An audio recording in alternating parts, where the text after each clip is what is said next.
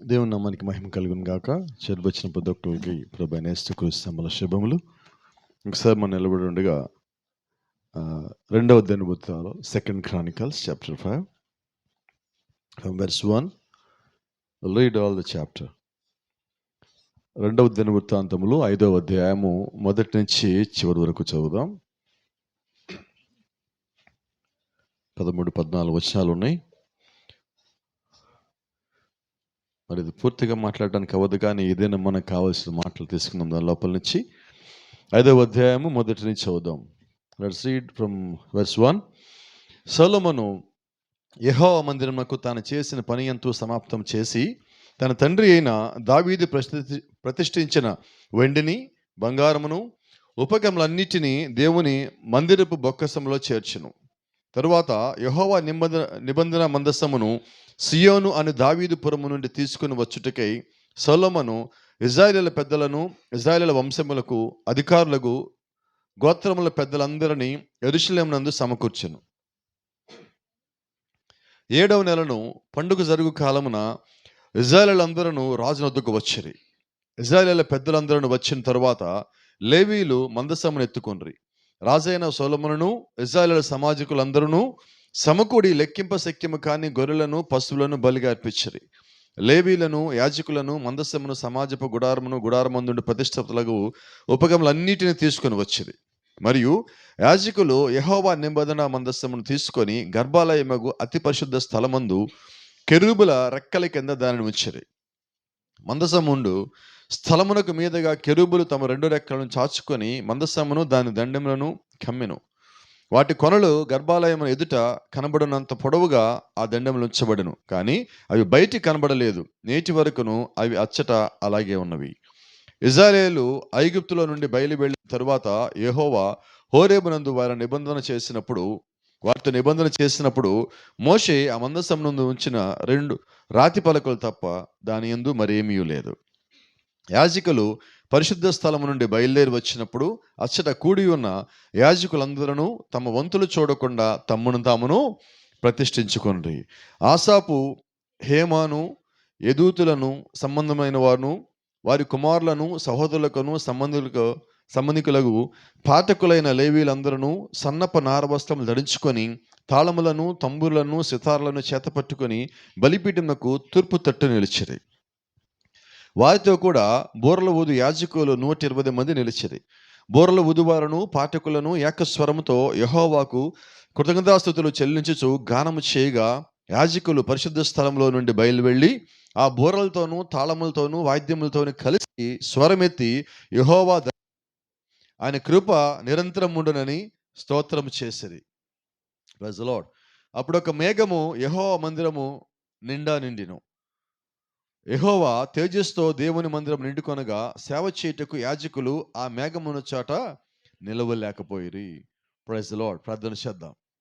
మహాపరిశుద్ధుడా, జీవమంగళ దేవా, జీవాధిపతి నాయన, ఈ యొక్క సాయంకాల సమయంలో మరొకసారి నీ యొక్క లేఖన భాగం చుట్టూ మేమందరం చేరి ఉండగా మాతోను చదవబడిన లేఖల నుంచి మాట్లాడి మీరే మా మధ్యలో మహిమ, ఘనత, ప్రభావాలు పొందమని ప్రభువైన యేసుక్రీస్తుని జీవం కలిగిన నామములో ప్రార్థిస్తూ ఉన్నాం. ఆమేన్. ఆమేన్. God bless you. వచ్చేసి కూర్చుందాం.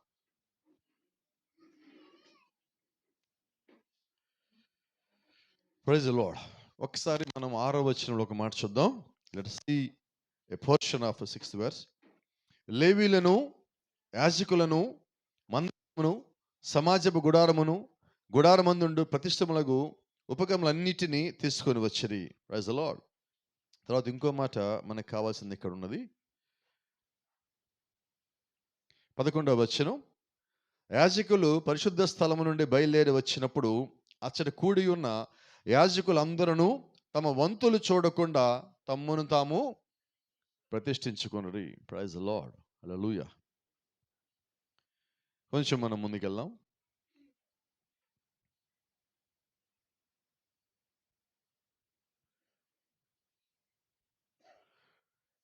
పదమూడవ వచనం.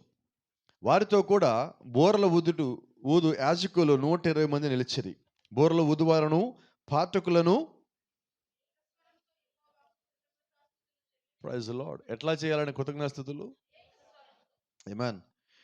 యా చేయగా అలా వాళ్ళు పాడుతూ ఉండగా యాజకులు పరిశుద్ధ స్థలములో నుండి బయలువెళ్ళి ఆ బూరలతోనూ తాళములతోనూ వాద్యములతోనూ కలిసి స్వరమెత్తి యెహోవా దయాళుడు, ఆయన కృప నిరంతరం ఉండునని స్తోత్రము చేసిరి. Praise the Lord. అప్పుడు ఒక మేఘం వచ్చెను. ఆమేన్. అంటే దేవుణ్ణి ఎలాగ మనము రంగం మీదకి ఆహ్వానించాలన్నది ఇక్కడ కట్టబడిన పరిశుద్ధ దేవాలయము. దానిలో ఒక్కొక్కరిని ఒక్కొక్క క్రమంలోకి వచ్చినప్పుడు, వారి స్థానంలోకి వచ్చినప్పుడు దేవుడు రంగం మీదకి ఎలాగొస్తాడో మనకు తెలియజేస్తా ఉన్నాడు. ఆమేన్. అంటే దేవాలయం కట్టగానే సరిపోలా. దేవాలయం కట్టగానే దేవుడు రాలేదండి. కర్రతో పని మొత్తం చేయగానే దేవుడు రాలా. లేదా ఒక బిల్డింగ్ కట్టగానే దేవుడు అక్కడికి వచ్చేయలా. దేవుడు ఎప్పుడు లోపలికి వచ్చారంటే అక్కడికి అన్నిటిని వాటి స్థానంలో పెట్టిన తర్వాత దేవుడు లోపలికి వచ్చాడు. ఆమేన్. ది సేమ్ వే అదే రీతిగా ఈ రోజు కూడా దేవుడు తన సంఘాన్ని కడుతున్నాడు. ఇక్కడ దేవుడు సంఘాన్ని కట్టినప్పుడు ఏ పాత్ర ఎక్కడ ఉండాలో ఆ పాత్ర అక్కడికి వచ్చినప్పుడు దేవుడు రంగం మీదకి వస్తాడు. ఆమేన్. దేవుణ్ణి ఆహ్వానించే ఒక పాత్ర కావాలి. There must be a vessel that should invite the spirit of God in them. దేవుడు ఒక పాత్ర వాళ్ళు ఇన్వైట్ చేసినప్పుడు then God can come inside of them and God can use the vessel for his glory, for his ministry. ఎప్పుడైతే ఆ ఆత్మని మన లోపలికి ఆహ్వానించున్నామో, లోపలికి వచ్చిన ఆత్మ మనల్ని ఆయన సేవకు వాడుకుంటుంది. ఆయన పని నిమిత్తం వాడుకుంటుంది. ఆయన మహిమ నిమిత్తము పరిశుద్ధాత్ముడు నిన్నైనా నన్నైనా వాడుకోగలడు. Praise the Lord. మనం నమ్ముతున్నాం నీతీకరణ. We are believing that. ఇప్పుడు నీతీకరణ అంటే ఏంటి? జస్టిఫికేషన్, శుద్ధీకరణ మనం మాట్లాడుతున్నాం. ఒక నీతీకరణ, ఒకటి శుద్ధీకరణ మాట్లాడుతున్నాం. ఒకటి కడగబడుట, రెండోదేమో నీతీకరించబడుట. ఈరోజు మనమందరం కూడా దాదాపుగా ఇక్కడ ఉన్న అందరం కూడా బాప్టిజం పొందిన వారమే. ప్రభువైన యేసుక్రీస్తు దాదాపుగా మనందరం బాప్టిజం పొందిన వారమే. ఏంటి బాప్టిజం పొందటం అంటే?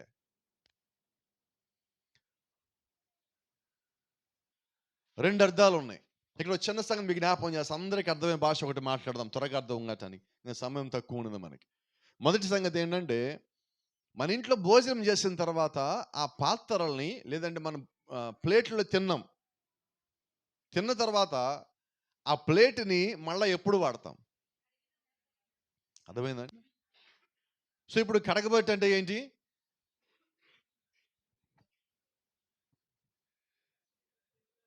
Yeah! Yeah! You must do it regularly. But you know once you was washed that you can use it again. You need to know it. ఇప్పుడు ఇక్కడ ఉద్దేశ్యం ఏంటంటే, పాత్ర అదే.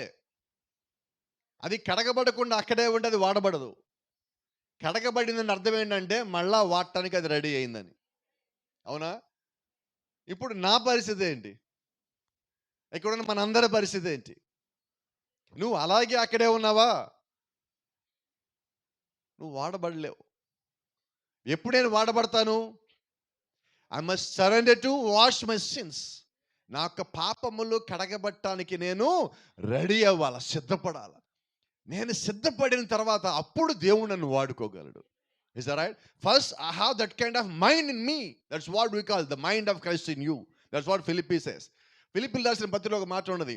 క్రీస్తు యేసు కలిగిన మనస్సు మీరును కలిగి ఉండండి, అప్పుడు దేవుడు నిన్ను వాడుకోగలడు. ఇప్పుడు ఆయన కలిగిన మనసు నేను కలిగి ఉంటామంటే, ఆయన కలిగి ఉన్న వాక్యం నేను కలిగి ఉండాలి. ఆయన కలిగిన ఆత్మ నేను కలిగి ఉండాలి. అప్పుడు నేను కడగబడిన వ్యక్తిని అవుతాను. ఆ కడగబడిన వ్యక్తిని లేదు చూడండి, ఇప్పుడు మనం కూడా ఇంట్లో ఉన్నాం. చిన్న మాట మీకు బాగా అర్థమైంది చెప్తా ఉన్నా.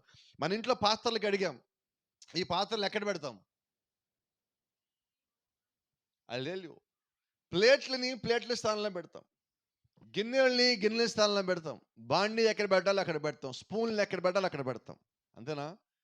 ఎందుకంటే నీకు అవసరం వచ్చినప్పుడు నీ చెయ్యి అక్కడికి వెళ్తా ఉంటుంది. అంటే యజమాని వాటిని ఎక్కడ పెట్టాలనుకున్నాడో వాటిని అక్కడ పెట్టినప్పుడు యజమాని తన అవసరానుసారంగా మళ్ళీ వాటిని వాడుకోగలడు. అవునా? మన ఇంట్లో కిచెన్ ఎలాగ ఉంటుందో ఇప్పుడు దేవుడి చేతిలో మనం అందరం అలాగున్నాం. ఆమేన్. ఇప్పుడు దేవుడు మనల్ని రెడీ చేస్తున్నాడు. ఆ పాత్రలని రావాలి ఇంట్లోకి ముందు. ఇంట్లోకి రాగానే అంత అయిపోలేదండి. ఇప్పుడు దేవుడు ఆ వంట ఏదైతే ఉన్నదో దానిలో మనము ఆయనకి కావాల్సినప్పుడు చేయి చాపగానే దాంట్లో మనం అందేలాగా ఉండాలి ఆయనకి. అవునా? ఆ పాత్ర కానీ కడగబడకుండా అక్కడ ఉంటే ఉపయోగపడదు. So then what is the purpose of the vessel? That's what we spoke in the morning. So without purpose God will not send a person to any place. ఒక ఉద్దేశం లేకుండా దేవుడు ఒక వ్యక్తిని ఎక్కడికి పంపించాడు. Without a purpose God didn't allowed a vessel to the temple. దేవుని యొక్క దేవాలయంలోకి దేవుడు ఒక పాత్రని అనవసరంగా అనుమతించలేదు.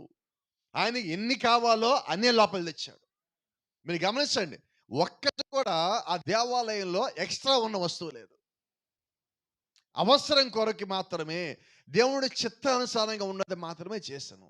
రెండోది, when Moses is about to build the temple, then God showed a type, the original one. ఎప్పుడైతే మోషే గుడారం అమర్చబోయినప్పుడు, హెబ్రీయుల రాసిన పత్రికలో అపోస్తలుడైన పౌలు అన్నాడు, మోషే గుడారం అమర్చబోయినప్పుడు దేవుడు మోషేని కొండ మీదకి తీసుకెళ్ళి ఆయనకు ఒక దాన్ని చూపించి దాని ప్రకారమే నువ్వు చెయ్యి అన్నాడు. ఏ గుడారం చూపించాడంటే, దేవుడు పరలోకములో దేవుడు ఉండే గుడారాన్ని మోషేకు చూపించి నువ్వు అలాగే కింద కట్టు అన్నాడు. ఏమా అంటే ఇప్పుడు పరలోకంలో ఉన్న గుడారమే మోషే కింద కట్టాడు. ఇప్పుడు మోషే కట్టిన గుడారమే ఇప్పుడు దేవుడు మన లోపల కడుతున్నాడు. It's building same temple in our hearts. For that you need to submit your heart to God. ఇప్పుడు దేవుడు మన హృదయంలో ఆ దేవాలయం కడుతున్నాడు. దీనికి మనం ఏం చేయాలంటే మన హృదయాన్ని దేవుడికి సమర్పించుకోవాలా. చూడండి, ఎప్పుడైతే అందరూ వారు ఆ ప్రార్థనలోకి తీసుకొచ్చి అన్ని అక్కడ పెట్టున్నారు దేవాలయంలో, బైబిల్లో మనం చదివాం, అక్కడున్న యాజకులందరూ తమ తమ వంతులు చూడకుండా అందరూ తమను తామును ప్రతిష్ఠించుకోండి. They all dedicated themself. ఇప్పుడు దేవుడికి కావాల్సింది ఏంటి? దేవాలయంలో ఒక పాత్ర కాదండి, దేవాలయంలో ఉన్న అన్ని ప్రతిష్ఠించబడాలి. So what we are now in the temple of God.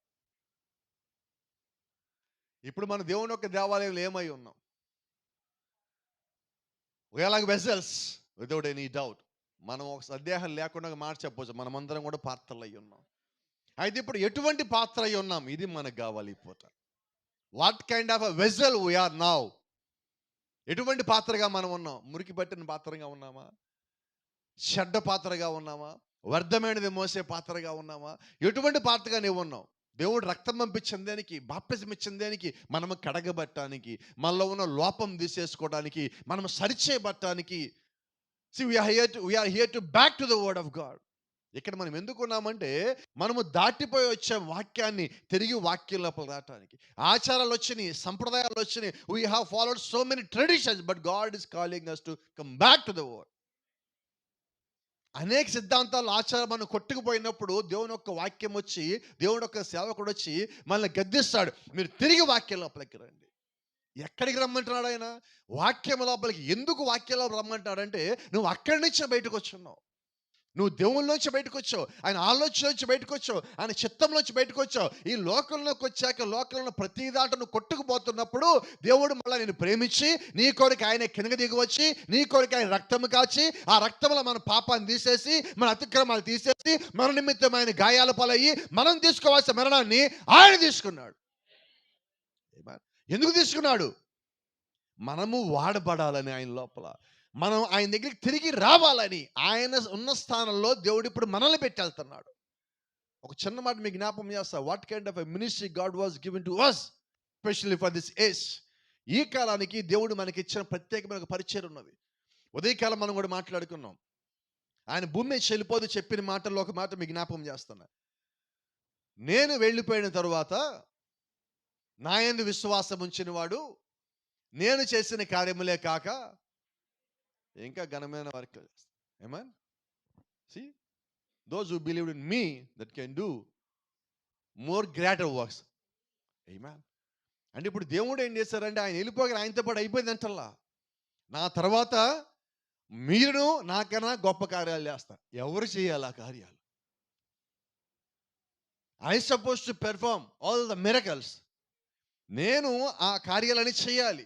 If I believed in him, నేను ఆయన విశ్వాసం ఉంచితే నేను ఆ కార్యాలు చేయాలి. అయితే నేను దేవుడి కార్యాలు చేయాలంటే ముందు నా పాత్ర ఆయన ముందు సక్రమంగా ఉండాలా, నా పాత్ర కడగబడి ఉండాలా, నా పాత్ర సరైన స్థానంలో ఉండాలా. నేను దేవుళ్ళో ఉన్నానని చెప్పుకుంటూ నా ఇష్టానుసారంగా జీవించినప్పుడు దేవుడు నన్ను వాడగలడా? ఎందుకు వాడలేకపోతున్నాడంటే దేవుడికి నన్ను వాడాలన్నది, వాడుకోవాలన్నది.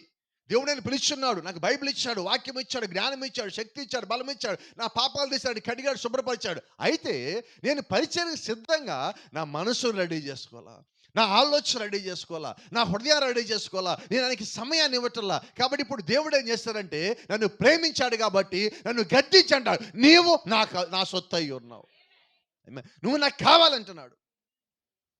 ఉదయం కూడా ఉన్నాం మనం 1 కొరింథీ 9:16, సువార్త ప్రకటించబోయిన ఎడల ఎవరికి?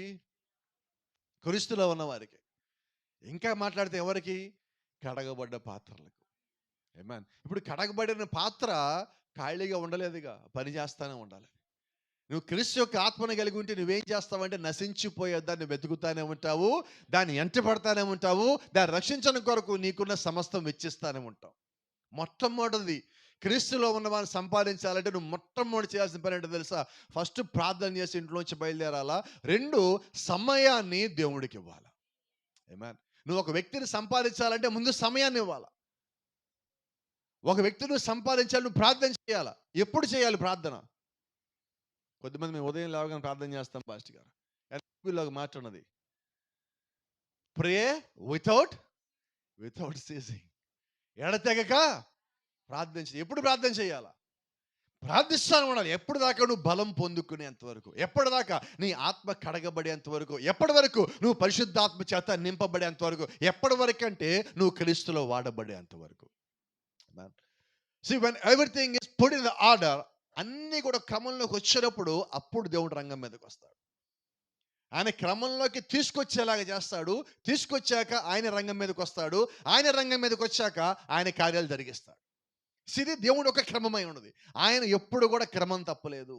ఆయన అనుకున్న క్రమంలోనే దేవుడు వచ్చాడు. చూడండి, ఐగుప్తులోకి ముందు సేవకుడిని పిలిచాడు. ఆ సేవకుడితో మాట్లాడాడు, సేవకుడు రెడీ చేశాడు, సేవకుడు కొన్ని లోపాలు పాపాలు మొత్తం తీసేశాడు. ఆ ఇథియోపియా నుంచి ఐగుప్తుకు సేవకుని తెచ్చి అక్కడ పెట్టాడు. ఆ తర్వాత దేవుడు రంగం మీదకి వచ్చి కార్యాలు చేశాడు. అంటే ఇప్పుడు మోషే అనే పాత్రని దేవుడు వాడుకున్నాడు. వాడుకోవడానికన్నా ముందు కడగబడుతున్నాడు.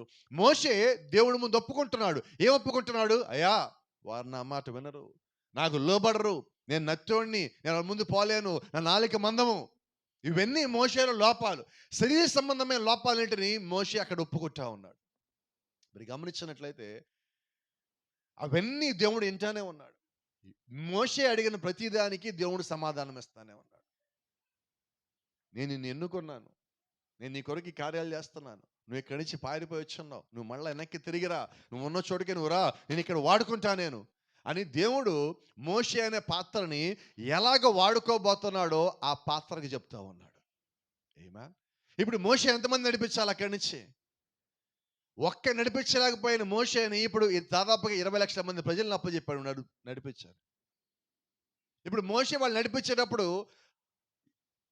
అడవిలోంచి నడవాలి, వీళ్ళు సముద్రం దగ్గర నుంచి నడవాలా దేవుడు చెప్పిన మార్గంలో. అయ్యా మాకు పడవలేవే అనలేదు, మాకు ఆహారం ఎలాగా అనలేదు. మేము జాగ్రత్తగా బైబిల్ కానీ చదివితే వాళ్ళ ఇంట్లోంచి ఐగుప్తులోంచి బయటకు వచ్చేటప్పుడు కూడా పెండిని పిసికి రొట్టెలు చేసుకొని రొట్టె నెత్తి మీద బుట్టలో పెట్టుకొని బయలుదేరారు. ఎన్ని సంవత్సరాలకి ఉంటాయా? ఉండవు. ఎప్పుడైపోవాలా? మనం ఇక్కడ చాలా మంది ఉన్నాం. మనం దూర ప్రాంతాలు చేసేటప్పుడు, రైళ్లలో బస్సుల్లో ప్రయాణం చేసేటప్పుడు ఎంత కడతాం మూట తినడానికి? Will pack lot of things. మీకు రహస్యం చెప్పనా? మీరు సాయంత్రం అక్కడ దిగేలోపు ఇవన్నీ అయిపోతే మళ్ళీ ట్రైన్లో కొంటారు. నిజమే కదా? మరి 40 ఏళ్ల ప్రయాణానికి ఎంత కావాలి అప్పుడు? అయినా ఆశ్చర్యం ఏంటంటే మోషే దేవుడిని అడగల, అయ్యా వీళ్ళు ఎలా నడిపించాలి, మరి వాళ్ళ చెప్పుల సంగతులు ఏంటి, వాళ్ళ ఎంతమంది పిల్లలు పుట్టాలి, డాక్టర్ల సంగతి ఏంటి, వాళ్ళకి అనారోగ్యాలు వస్తే వాళ్ళ సంగతి ఏంటి, వాళ్ళు వేసుకున్న ఒంటి మీద వస్త్రాల సంగతి ఏంటి, మాకు ముందు నడిపించడానికి ఒక రూట్ మ్యాప్ ఏం లేదుగా మనకి. గూగుల్ మ్యాప్ ఉందా అప్పుడు? లేదు. మరి వాటన్నిటి సంగతి అడిగాడా? అడగల. అయితే మోషే ఏం నమ్మాడంటే, నేను దేవుని చేతిలో వాడబడే ఒక పాత్రని, ఆయన ఎక్కడ పెడితే నేను అక్కడ ఉన్నప్పుడు దేవుడు నాకు మార్గము చూపిస్తాడు. దేవుడు పిలిచినప్పుడు మోషేకి ఏమీ తెలియదు, ఎలా నడిపించాలో తెలియదు. కరెక్ట్గా మాట్లాడితే లోబడే గుణం కూడా దేవుడికి ఇంకా మోషేకి ఇవ్వాల. కానీ పరిచర్యలోకి వచ్చాక గట్టిగా చెప్పండి, కోపం ఎక్కువ తక్కువ మోషేకి?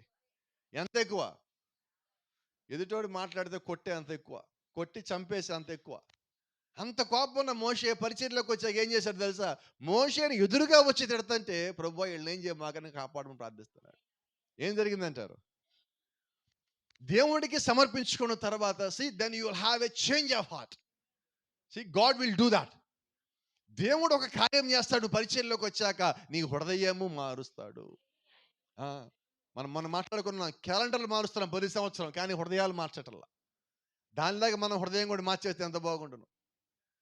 ఒక్క మాట చెప్తానండి, ఒక్కటే మాట. మీరే భోజనం చేశారు ఒక ప్లేట్‌లో. నిన్నో, మొన్నో, ఒక వారం క్రితం చేశారు. దాన్ని శుభ్రంగా కడగకుండా మళ్ళీ దాంట్లో భోజనం పెట్టుకొని తింటారా? ఎవరో తిన్న ప్లేట్ కాదు, మీరు తిన్నదే. ఏమండి? చెప్పండి. మీరు తిన్న ప్లేటే మీరు వాడరు.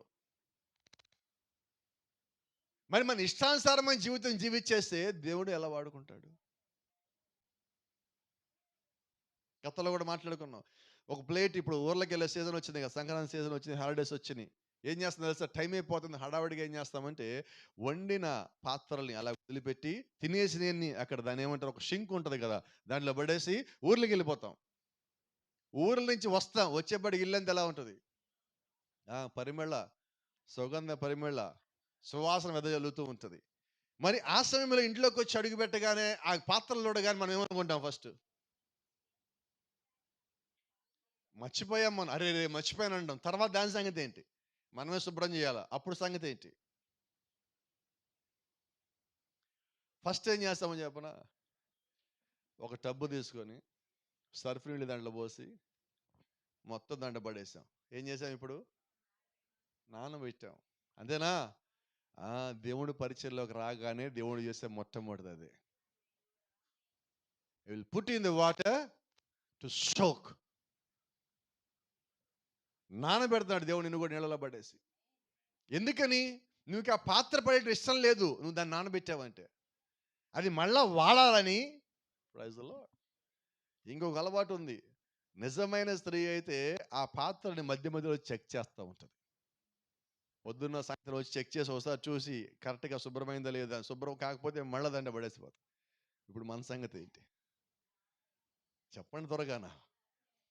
మనం గాని సరిగ్గా అంటే చూడండి, అది పూర్తిగా దానికి ఉన్నది మొత్తం పోయిన తర్వాతే అది మళ్ళీ అంత ముందున్న స్థానానికెళ్తది.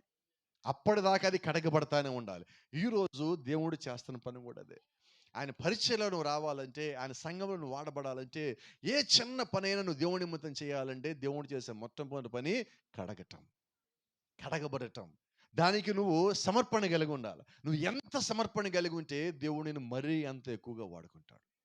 ఆమేన్.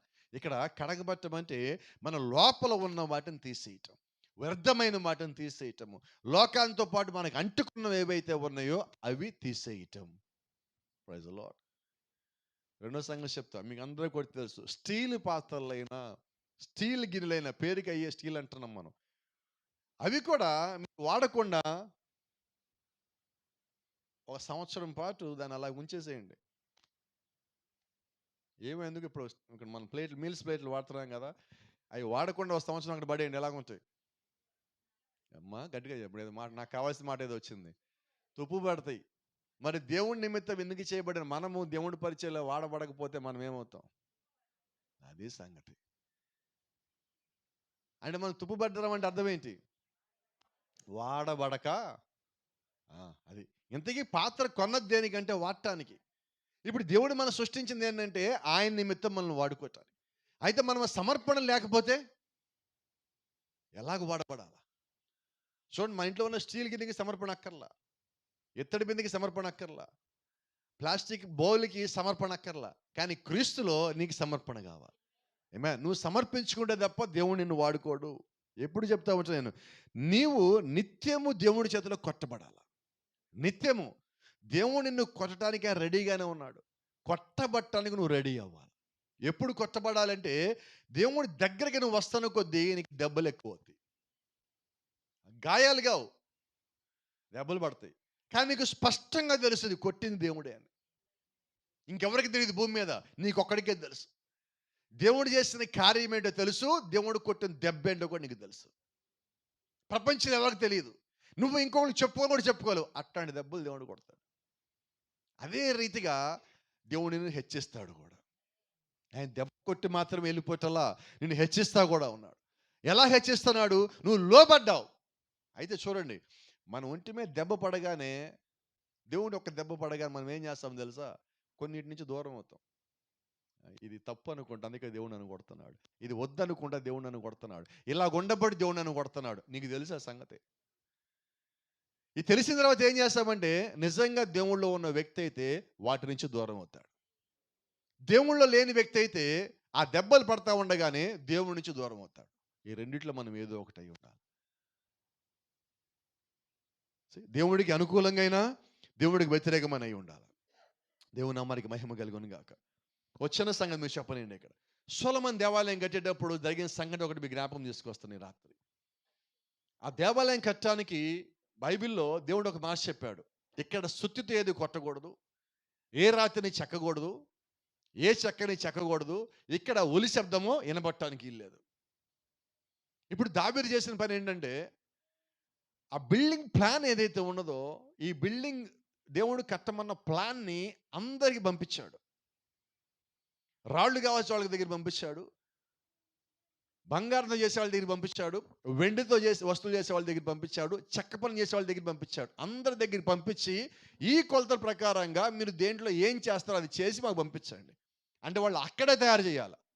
అది ఇక్కడికి రావాలా, ఇక్కడ కేవలం అమర్చబడాలి. Praise the lord. కొంచెం మాట్లాడుకుందామా? ఇప్పుడు మనం దేవుడి చేతిలో వాడబడాలంటే ఎక్కడ రెడీ అవ్వాలి?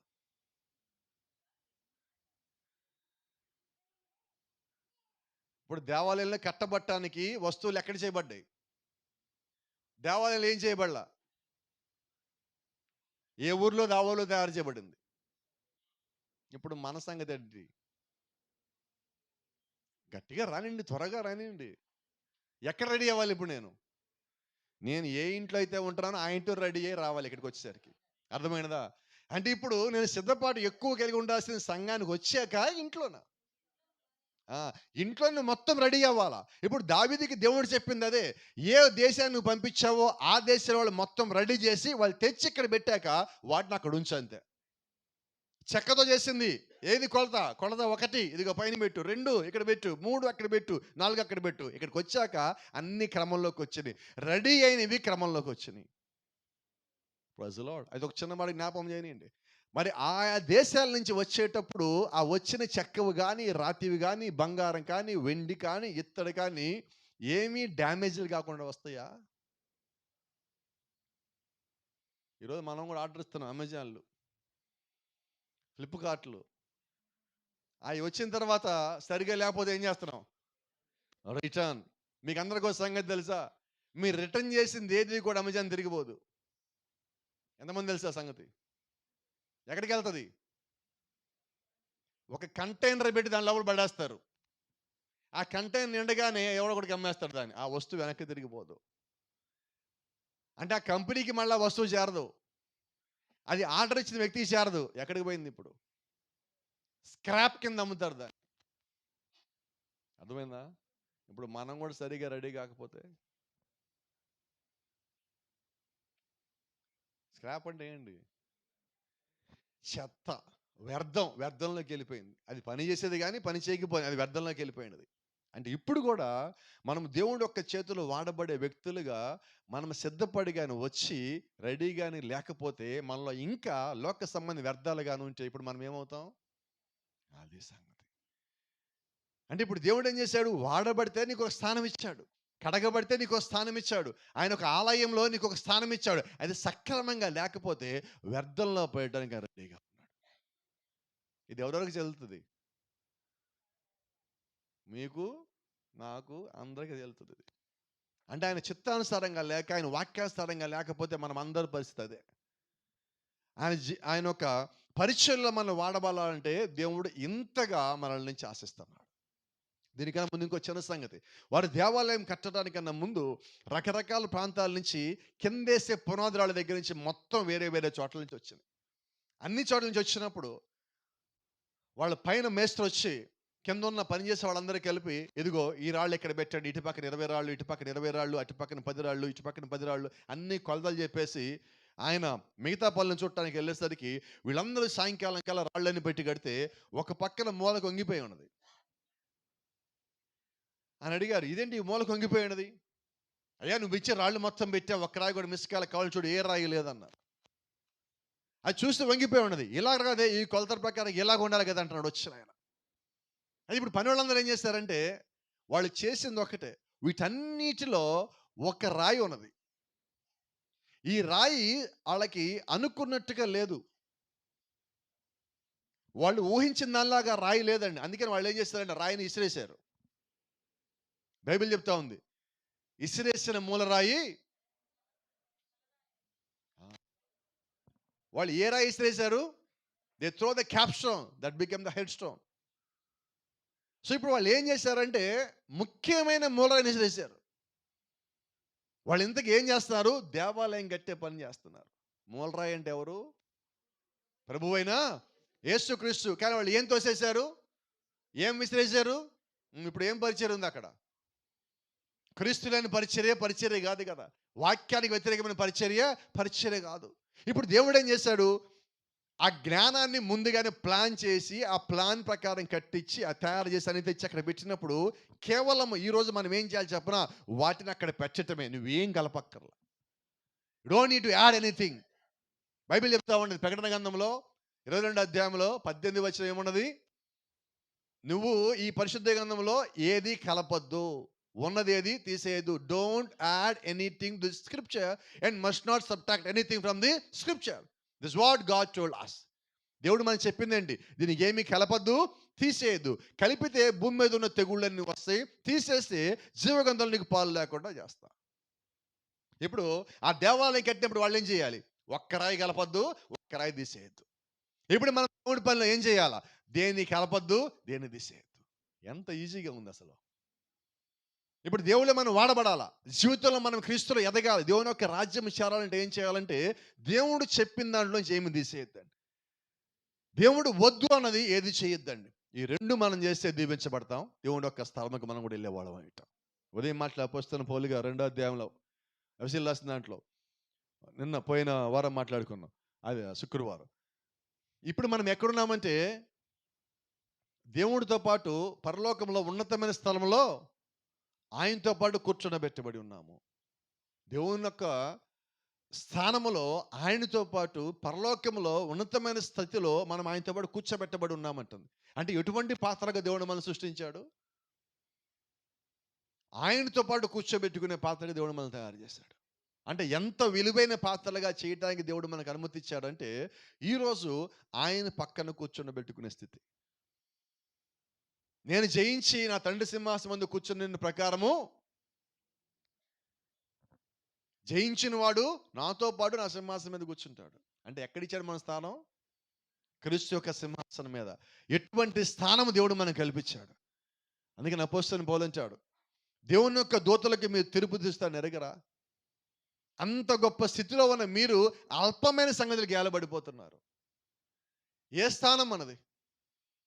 చిన్న చిన్న వాటికి మనం కానీ జారిపోయామంటే దేవుడి నుంచి మనం పొందుకునే ఉన్నతమైనది కోల్పోతాం. ఈరోజు దేవుడి పని మనం చేస్తున్నాం, ఎంత నమ్మకంగా చేయాలి, ఎంత యథార్థంగా చేయాలంటే క్రీస్తు మాత్రమే కనిపించాలి పరిచర్యలో. అలాగే నీవు ఉన్నప్పుడు నీవు హెచ్చరించబడతావు, అలాగే నీవు ఉన్నప్పుడు దీవించబడతావు, అలాగే నీవు ఉన్నప్పుడు నీకు మాత్రమే దేవుని కాదు కానీ నీ చుట్టుపక్కల అందరూ కూడా అది ఆశీర్వాదం అవుతుంది. ప్రత్యేకించి అది నా కుటుంబానికి దీవెన అవుతుంది. కుటుంబంలో వారు ఎలాగున్నప్పటికీ కూడా దేవుడు నన్ను దీవించిన దేవుడు నా కుటుంబాన్ని దీవించిన దేవుడు అయి ఉన్నాడు. కాబట్టి ఇప్పుడు నేను ఎంత హృదయ సమర్పణ కలిగి ఉండాలి? అదే దేవుని వాక్యానుసారంగా వెళ్ళకుండా వ్యతిరేకంగా వెళ్తున్నప్పుడు అన్నీ కరెక్ట్గానే ఉన్నా అన్నీ పాడైపోయినట్టుగా, అన్నీ చెడిపోయినట్టుగా, అన్నీ మన నుంచి దాటిపోయినట్టుగా ఉన్నాయి. ఏంటి కారణం అంటే వాక్యాన్ని దాటిపోతున్నావు. హృదయం సరిగ్గా లేదు, హృదయ సమర్పణ లేదు. ఇప్పుడు హృదయ సమర్పణ లేకపోతే దేవుడు మనల్ని ఎలాగ వాడుకుంటాడు? వాక్యానుసారంగా లేకపోతే దేవుడు మనల్ని ఎలా వాడుకుంటాడు? చూడండి, దేవుడు దేవాలయం కట్టిన తర్వాత ఆవరణము, పరిశుద్ధ స్థలము, అతి పరిశుద్ధ స్థలముగా దేవుడు దాన్ని విడగొట్టిన తర్వాత ఇప్పుడు దేవుడు ప్రతి వస్తువును ఒక చోట పెట్టమని చెప్పాడు. ఇప్పుడు దేవుడు ఎక్కడ పెట్టమన్నాడు అక్కడే పెట్టాలి. అవునా? రెండో సంగతి, ఇప్పుడు ఈ దేవాలయం లోపలికి వెళ్ళటానికి, అతి పరిశుద్ధమైన స్థలంలోకి వెళ్ళటానికి దేవుడు అహరోను ఎన్నుకున్నాడు. ఆ లోపలికి వెళ్ళటానికన్నా ముందు బైబిల్ చెప్తా ఉంది, అహరోను మోషే ద్వారా అభిషేకించబడిన వాడై. Aaron was ordained by Moses to enter into the holy of holy place. అతి పరిశుద్ధ స్థలంలోకి వెళ్ళటానికి ఇప్పుడు అభిషేకించబడ్డాడు. అంటే అభిషేకం లేకుండా లోపలికి పోవటానికి లేదు. అంతేనా?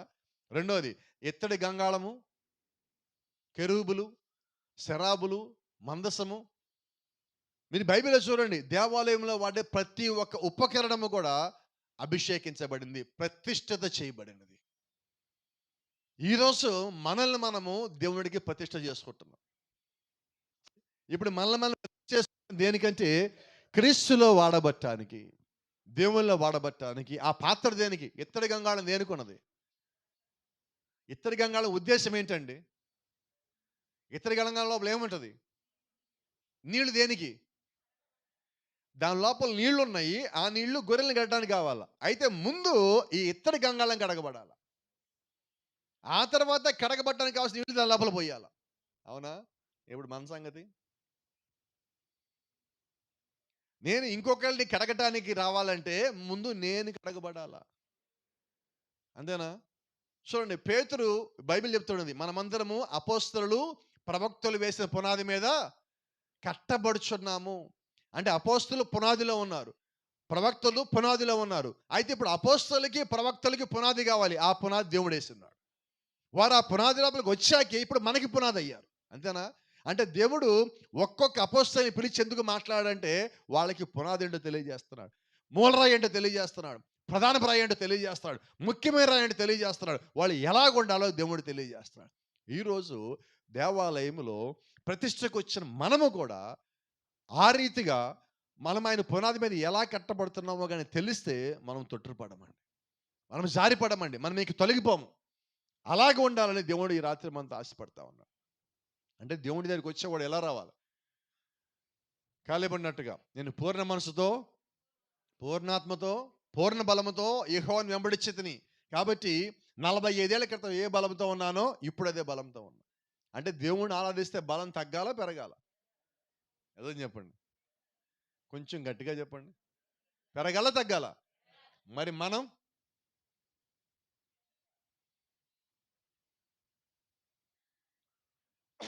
దేవుడు మన కుటుంబంలో సాక్ష్యం చేయగానే మనకు బలం ఎంత ఉంటుంది? ఏనుగు వచ్చినా కానీ పక్క జరుగు, ఏంటిది నా రూట్ అంటాం.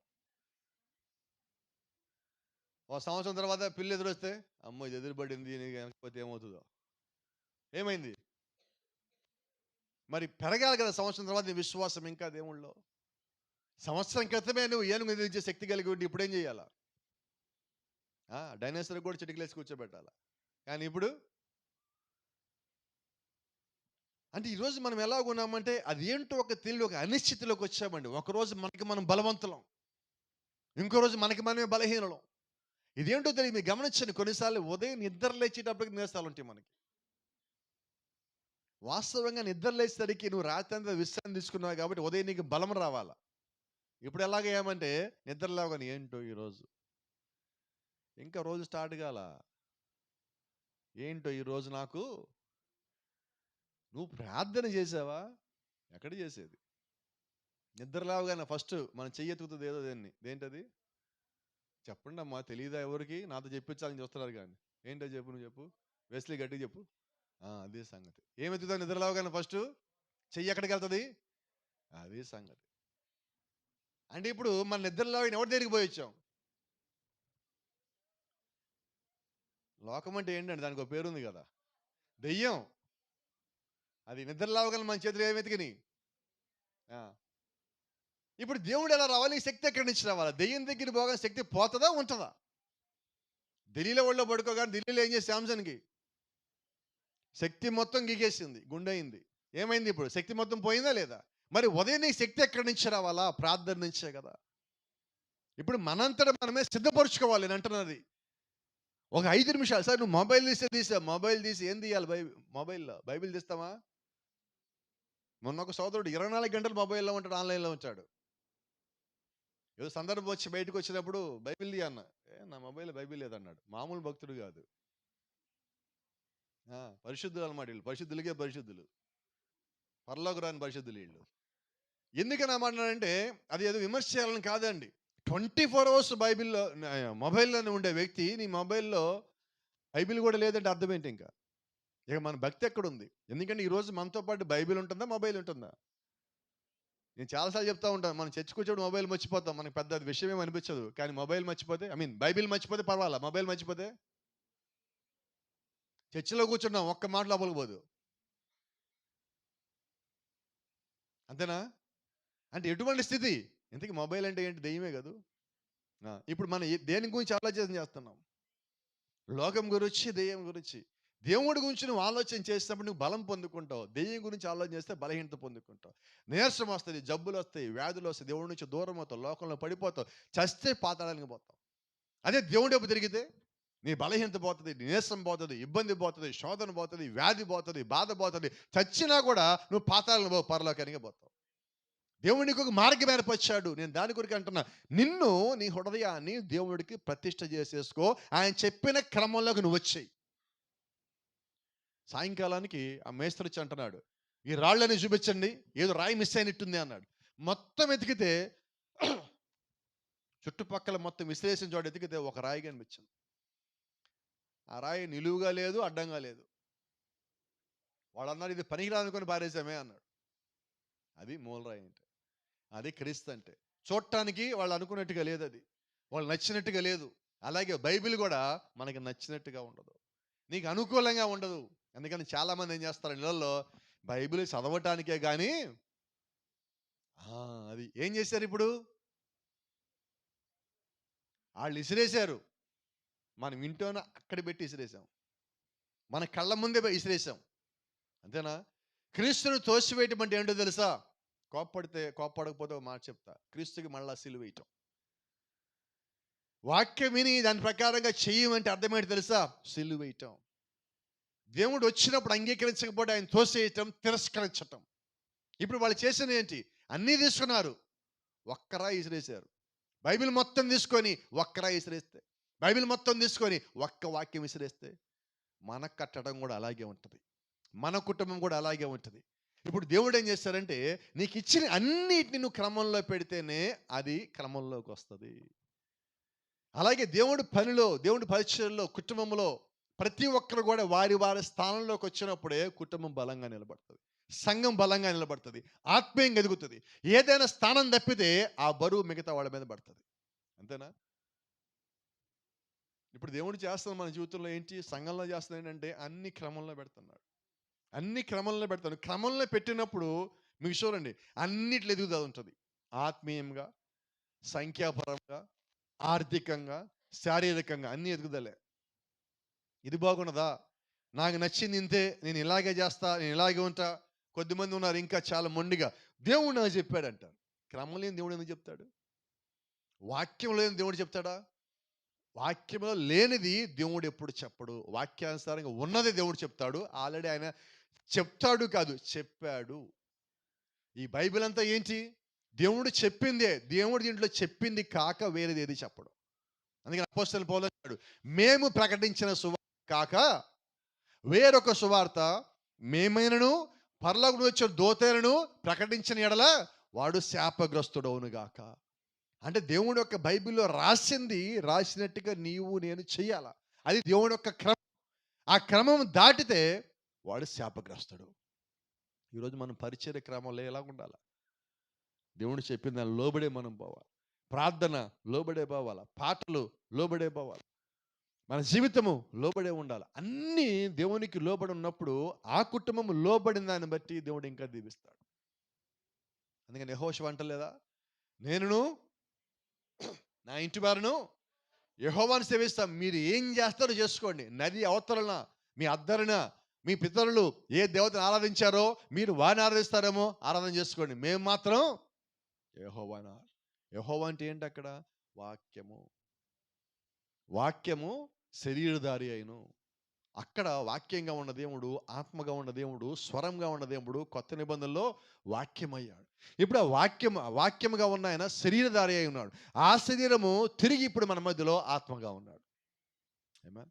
ఆయనే వాక్యము, ఆత్మ, స్వరము, శరీరము, మళ్ళీ ఇప్పుడు పరిశుద్ధాత్మ మన మధ్యలో ఉన్నాడు. ఎందుకని ఇవన్నీ చేశాడంటే చూడండి, ఆయన అంటున్నాడు, నేను వెళ్ళిపోయిన తర్వాత మీ మధ్యలోకి ఆదరణకర్త అనగా పరిశుద్ధాత్ముడు వస్తాడు. ఆయన నేను మీకు ఏ సంగతులు ఆజ్ఞాపించానో వాటిని మీకు వివరించును. ఇప్పుడు పరిశుద్ధాత్మ వచ్చి మనకి ఏం చేస్తాడంటే, దేవుడు బోధించిన దాన్ని ఆజ్ఞాపించి అంటే చెయ్యండి అని చెప్పిన దాన్ని దేవుడు మనకి వివరిస్తా ఉన్నాడు. ఎలా చేస్తే మనం అది క్రమమవుతుందో దాన్ని వివరించేవాడు పరిశుద్ధాత్ముడు. అందుకని బైబిల్ అంటుంది holy spirit is a teacher. పరిశుద్ధాత్ముడు ఏమై ఉన్నాడు? ఉపదేశకుడు అయి ఉన్నాడు. వాక్యానికి బోధించేవాడు పరిశుద్ధాత్ముడు. వ్యక్తులు మనకి బోధించరండి. మీరు ఎంతసేపు విన్నా కూడా ఒక మాట చెప్తా, నా మాటలు మీరు వింటే ఏ ప్రయోజనం లేదు. ఎవరు మన వాక్యం వింటున్నప్పుడు దేవుడు మనల్ని సంధిస్తాడు, దేవుడు మనతో మాట్లాడతాడు, ఆయన మనకు తెలియచేస్తాడు, ఆయన మనం ఎలాగున్నామో మనల్ని గద్దించి సరిచేస్తా ఉంటాడు. మీ లోపలికి వచ్చి నేను సరిచేయలేనండి, మీ లోపలికి వచ్చి సరిచేసేవాడు దేవుడై ఉన్నాడు.